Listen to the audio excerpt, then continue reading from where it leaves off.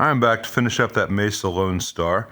I had done a bunch of stuff that I thought was recording and it did not, but in order to make this thing really bulletproof as much as possible for the customer, I thought it was very important that I replace the 1-watt carbon films on the screens with some 3-watt metal oxides. You can just see them poking through those little gaps here and there. And in order to do that well, I needed to remove this output board with all the jacks and effects stuff and this tricky nut here, the dress nut that covers up the switch for the 6L6 versus EL34 bias, and get that out, and then remove all these screws that hold this board to the chassis. They don't actually have standoffs. The board is just flexed up against the chassis, which is really not a great design. So the screw goes with a little nylon washer through this material and just into the chassis with no supporting post between the chassis and the board.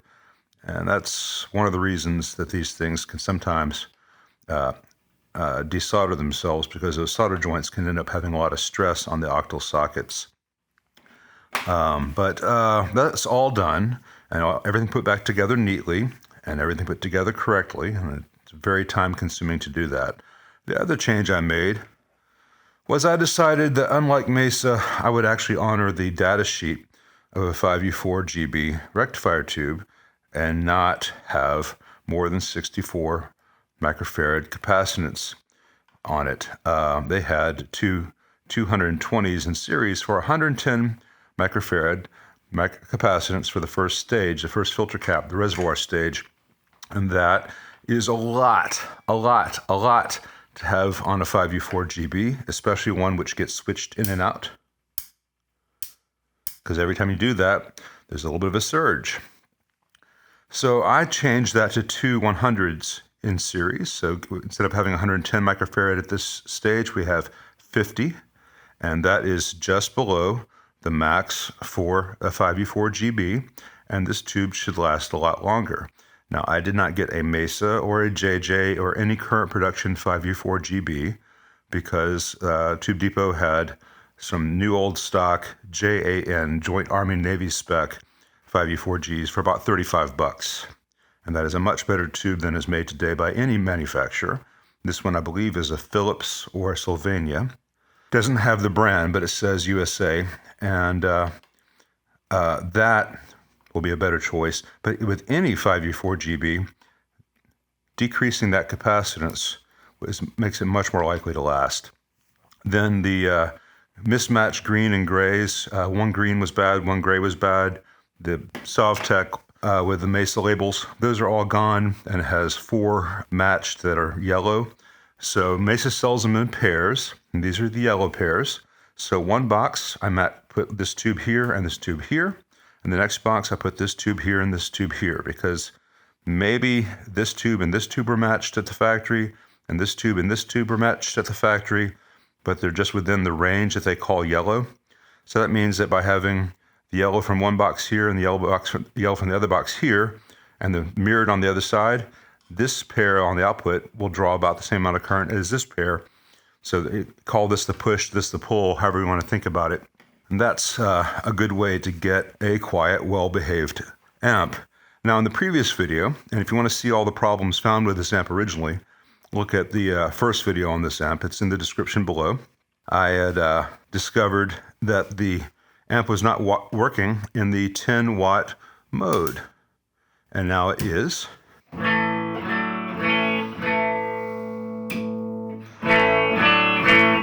That's 50.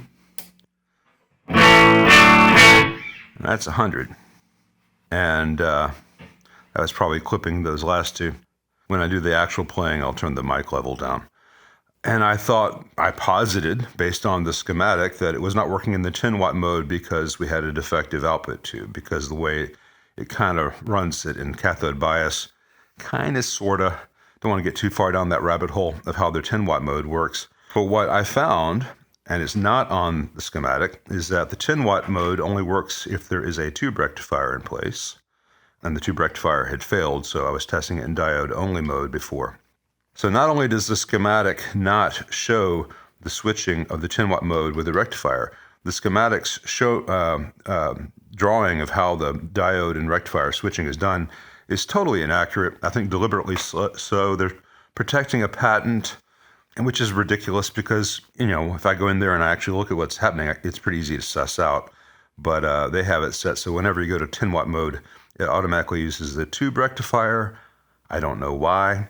It shouldn't make that much of a difference. In a minute, after I adjust the mic level, I'll let you hear diode versus tube. I'm not close micing the cab for this. But the amp now is working very well for one of these. And let's adjust the mic pre and let you hear it.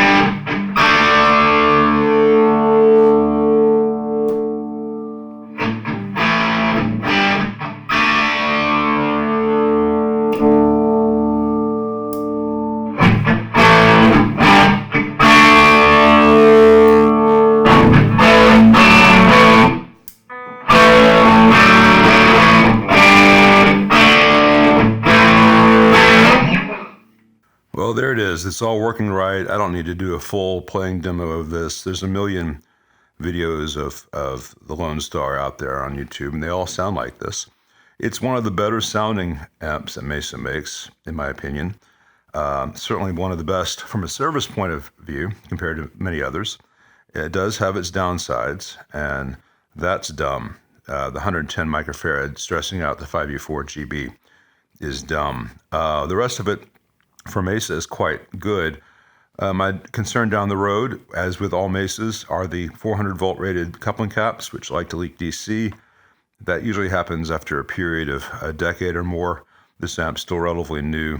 I think given that we had to do 4 EL34s and a 5U4 GB, and I had to pull this board to get the old drifted 1 watts off the screen positions and put in some high quality ones here. I think we're already pretty much where the budget needs to end for this service. Maybe 5 years from now, 3 to 5 years from now, the owner could bring it back and I could replace the crucial 400 volt caps with 630 volt caps and prevent the second most common failure mode on these. Actually, probably the most common failure mode is that these output jacks oxidize. These aren't bad yet, and I have cleaned them, but the jacks that they use, this metal loves to oxidize and corrode, and when that happens, it doesn't normal. It doesn't make good connections to plugs, and you can have all kinds of issues there. So it's not a perfect amp, but as Mesas go, it's pretty darn good. And that big thump when you power it off, totally normal.